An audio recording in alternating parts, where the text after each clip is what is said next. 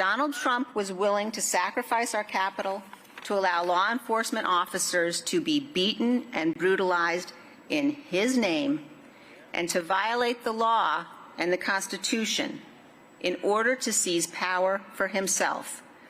I don't care if you are a Democrat or a Republican or an independent. That is depravity.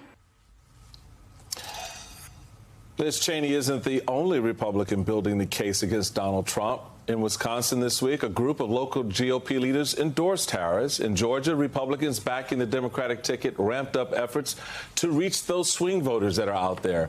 And Nikki Haley's supporters launched a new ad aimed at convincing conservatives to ditch Trump. Former Congresswoman Donna Edwards is back with us and joining the conversation, my good friend, political strategist Lucy Caldwell. She served as the campaign manager for Joe Walsh's 2020 presidential run, so she knows a little bit about how all of this plays out. Welcome. So, Thank you. I mean, just Lucy, thoughts about Liz Cheney joining Vice President Harris on the campaign trail. Obviously, she had already endorsed. We were chatting in the break, and I said to Michael, I said, she walked out there like, I'm doing this, but this is it's a big thing. Liz Cheney didn't even vote for Joe Biden in 2020. She said she'd never voted for a Democrat before.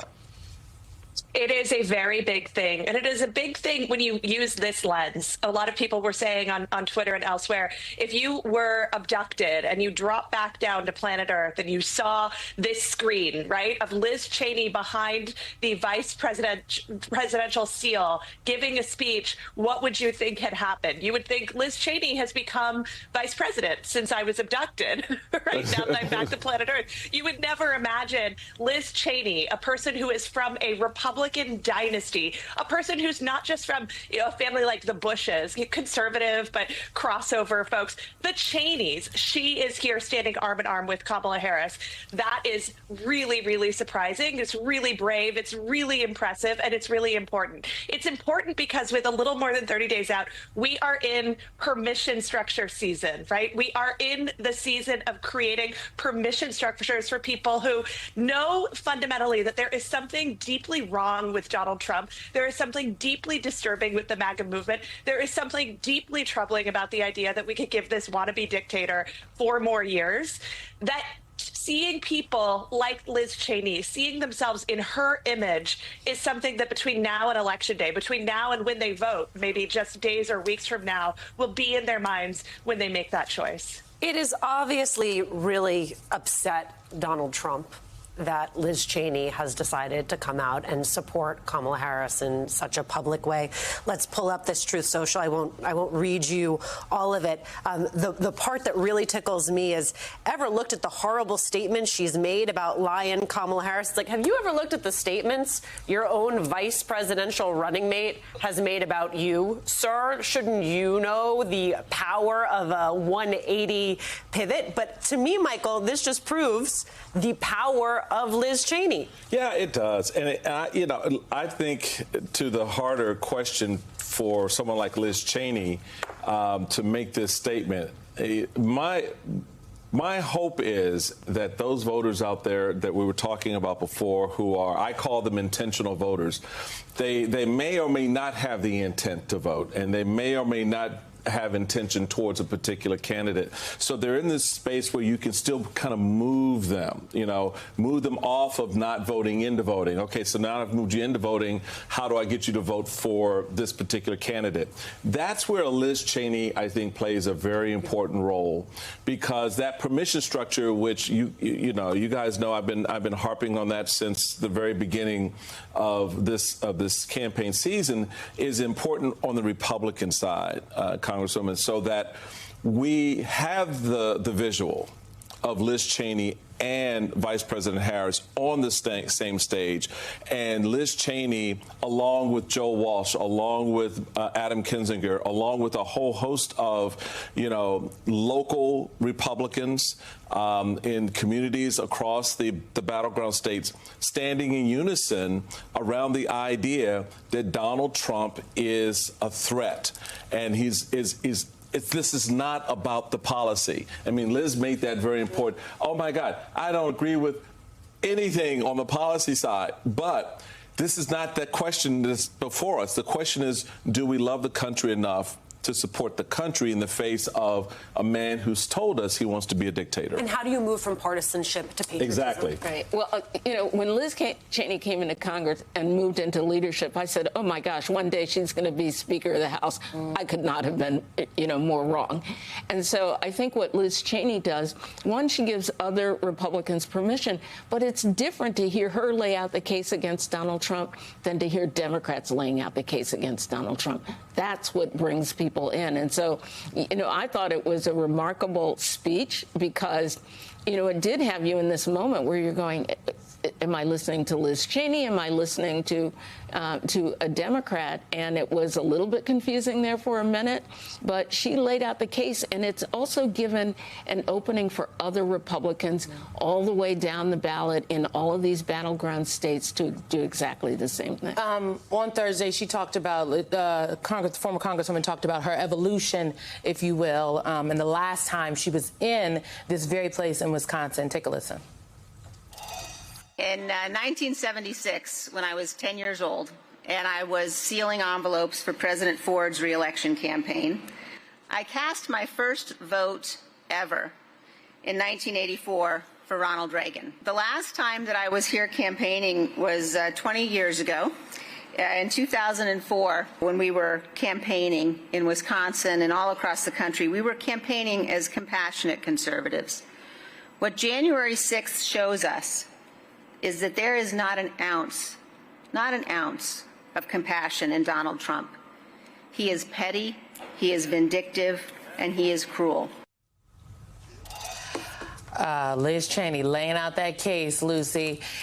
It's Liz Cheney, but then you also have folks like Cassidy Hutchinson, Sarah Matthews, Alyssa Fair Griffin. The three of them worked for former President Trump in his administration.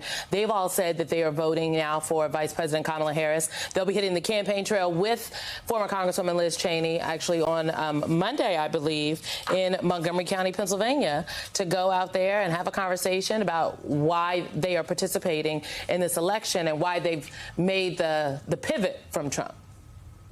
Yeah, these are super critical stops along the campaign trail for the Harris campaign and for Harris surrogates. And I think that going to a state like Pennsylvania is certainly crucial. It is crucial not only to try to win over some of those disaffected Republicans, disaffected independents, people who see themselves as part of the so-called tribe of the Republican Party. A lot of Republican strategists are just counting on those people ultimately coming home for Donald Trump. So the next 30 days of helping people to see, no, you don't have to do that.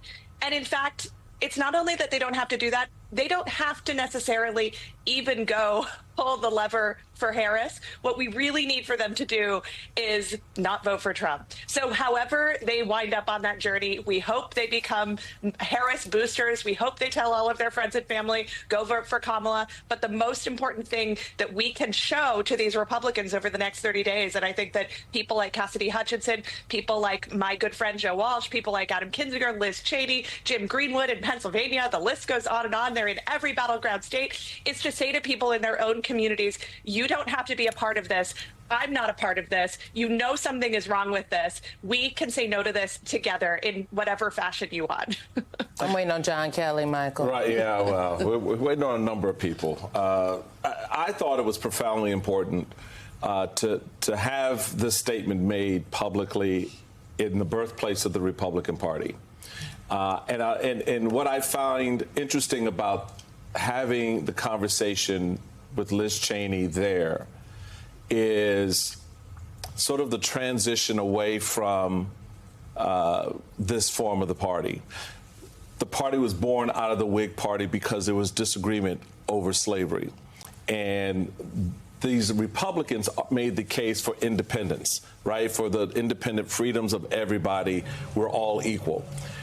And to have Liz Cheney and Kamala Harris in that space, to me, is profoundly important because there they laid out the fundamental principles which anchored the party. So I want you to listen to both Harris and Cheney talking about those fundamental principles in the birthplace of the Republican Party. I know the vast majority of us, regardless of your political party, agree we must hold sacred America's fundamental principles, from the rule of law to free and fair elections to the peaceful transfer of power. Vice President Harris has dedicated her life to public service. I know that she loves our country, and I know that she will be a president for all Americans. As a conservative, as a patriot, as a mother, as someone who reveres our Constitution, I am honored to join her in this urgent cause. I think that's an important message for the country to hear in the birthplace of the Republican Party, to show that what's in front of them in the form of Donald Trump, that the party's been remade in his image, that's not what these two women were talking about on that stage. Well, it was a deeply patriotic message. I mean, it was about a fundamental value system that all of us share. And forget the issues that we disagree with.